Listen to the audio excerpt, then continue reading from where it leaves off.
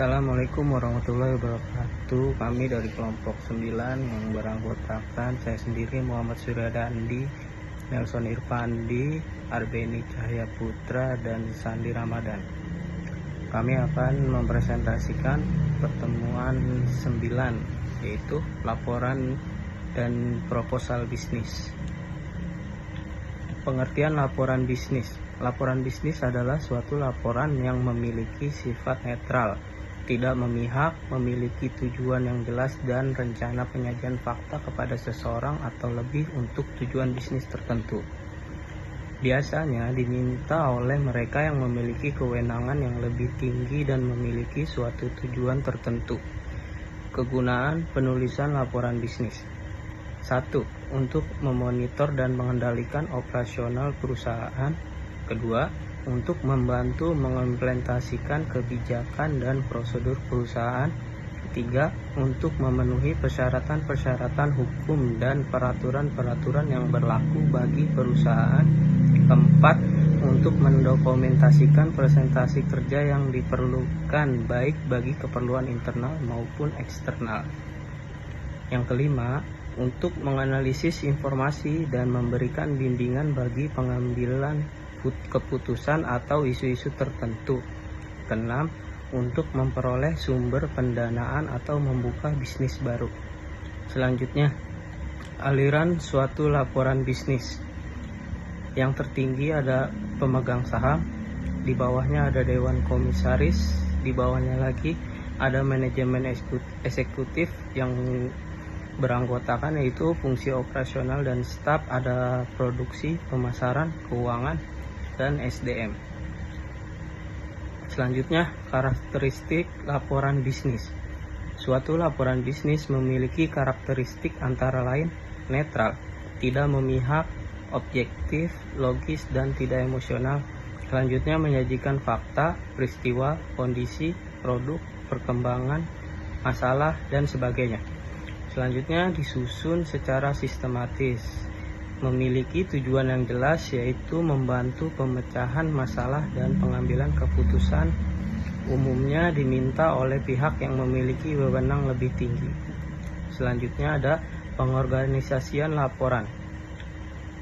Penyusunan bentuk laporan bisnis dapat dilakukan dengan pendekatan yaitu 1. Deduktif atau langsung, menjelaskan ide pokok atau rekomendasi terlebih dahulu, menjelaskan hal-hal yang rinci. 2. Induktif atau tidak langsung, fakta-fakta yang ada dijelaskan terlebih dahulu sebagai dasar argumentasi ide pokok-pokok atau rekomendasi yang dijelaskan kemudian. Pendekatan mana yang digunakan tergantung karakteristik pembacanya. Penggolongan laporan bisnis. 1. Menurut tujuan, untuk memberi informasi, fakta-fakta tanpa menarik kesimpulan. Catatan, laporanku itu triwulan untuk analisis, menyajikan fakta dengan menafsirkan contoh proposal. 2. Menunjukkan subjeknya, dibedakan berdasarkan pada departemen, bagian mana suatu laporan diperoleh. Contoh, laporan akuntansi, laporan perikanan, laporan perkembangan, laporan asuransi, dan sebagainya. 3. Menurut formalitas bentuk. 1. Laporan formal terdiri dari body text, pendahuluan, isi penutup, prefatory, parts, sampul, perihal, pengesahan, rangkuman eksekutif, daftar isi, daftar label. B. Laporan non formal. Laporan singkat, hanya mencakup body text, juga mencakup judul halaman, pengiriman, catatan akhir, dan laporan. 3. Menurut fungsi. Laporan otoritas, laporan sukarela, laporan swasta, laporan publik. 4. Menurut frekuensi. Laporan berkala, contoh laporan bulanan, mingguan, harian. Laporan khusus, biasanya dibuat sama kebutuhan terhadap suatu informasi yang tiba-tiba muncul. 5. Menurut jenisnya. Laporan memorandum, laporan surat, laporan dalam bentuk cetakan, laporan formal. 6. Menurut kegiatan proyek, laporan pendahuluan, laporan perkembangan, laporan akhir. 7. Menurut pelaksanaan pertemuan, agenda, resolusi, notulen, laporan pertemuan. Persiapan menulis laporan bisnis. 1. Definisikan masalah, tujuan, dan ruang lingkup. 2. Pertimbangkan siapa yang akan menerima laporan. 3. Menentukan ide atau gagasan. 4. Mengumpulkan bahan yang diperlukan, menganalisis dan menafsirkan data. 6. Mengorganisasi data dan mempersiapkan kerangka akhir. Bagian pokok laporan bisnis. 1. Pendahuluan. Pemberi kuasa, layout atau rencana presentasi, masalah, maksud, ruang lingkup, metodologi, sumber primer atau sekunder, latar belakang, definisikan istilah keterbatasan. 2. Teks. Bagian terpanjang dari laporan mengembangkan dan membahas hal-hal secara rinci. 3. Rangkuman, kesimpulan, rekomendasi, rencana, tindakan, proposal. Proposal berasal dari bahasa Inggris, yaitu to propose, yang artinya mengajukan. Secara bahasa, proposal dapat diartikan sebagai bentuk pengajuan atau permohonan. Proposal diartikan sebagai sebuah tulisan atau pemaparan yang dibuat oleh penulis bertujuan untuk melakukan penjabaran atau menjelaskan sebuah rencana dengan suatu tujuan atau kegiatan kepada pembaca atau pihak yang menjadi target. Proposal bisnis merupakan tulisan yang berisi rencana atau usulan untuk melakukan suatu kegiatan tertentu. Proposal ditulis bisa karena permintaan penerima social listening proposal maupun proposal yang tidak diminta unsolicited proposal. Selanjutnya, ada tujuan dan fungsi proposal. Tujuan untuk memperoleh bantuan dana atau memperoleh dukungan atau sponsor, dan juga untuk memperoleh perizinan. Fungsi yang A, untuk melakukan penelitian yang berkenan dengan agama, sosial, politik, ekonomi, budaya, dan sebagainya. Yang B, untuk mendirikan usaha kecil, menengah, atau besar. Yang C, untuk mengajukan tender dari lembaga-lembaga pemerintah atau swasta. Yang D, untuk mengajukan kredit kepada bank. Yang E, untuk mengadakan acara seminar, diskusi, pelatihan, dan sebagainya. Selanjutnya, ada klasifikasi proposal.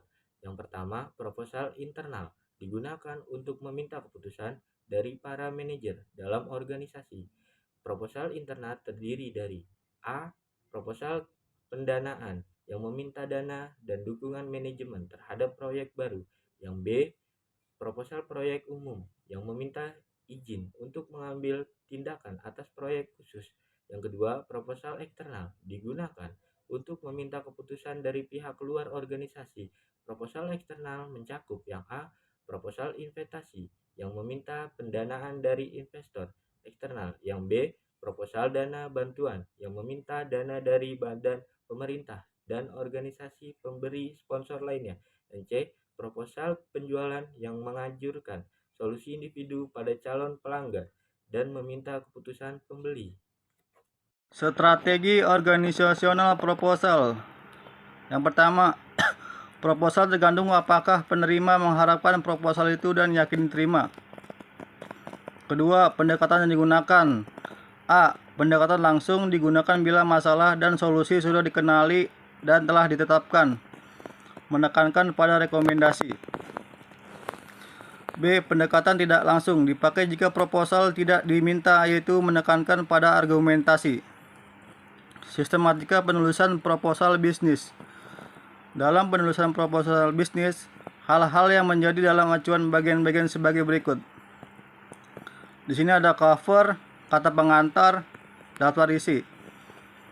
A. Eksekutif summary terdiri dari visi dan misi, tujuan usaha, kunci keberhasilan usaha. B. Gambaran umum perusahaan terdiri dari kepemilikan usaha, gambaran awal usaha, fasilitas dan lokasi usaha. Yang C.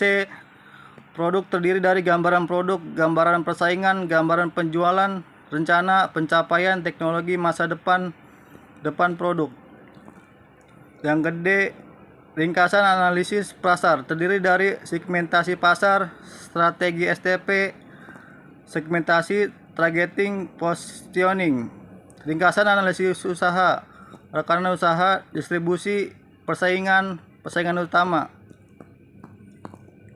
Yang E, ringkasan strategi dan implementasi, terdiri dari strategi produk, strategi harga, strategi distribusi, strategi promosi. F, ringkasan manajemen, terdiri struktur organisasi, tim manajemen, perencanaan SDM. G, perencanaan keuangan, terdiri dari asumsi keuangan, indikator keuangan, analisis break even point, proyeksi laba rugi, proyeksi cash flow, proyeksi neraca, rasio dan bisnis. Yang H adalah penutup, isinya itu lampiran.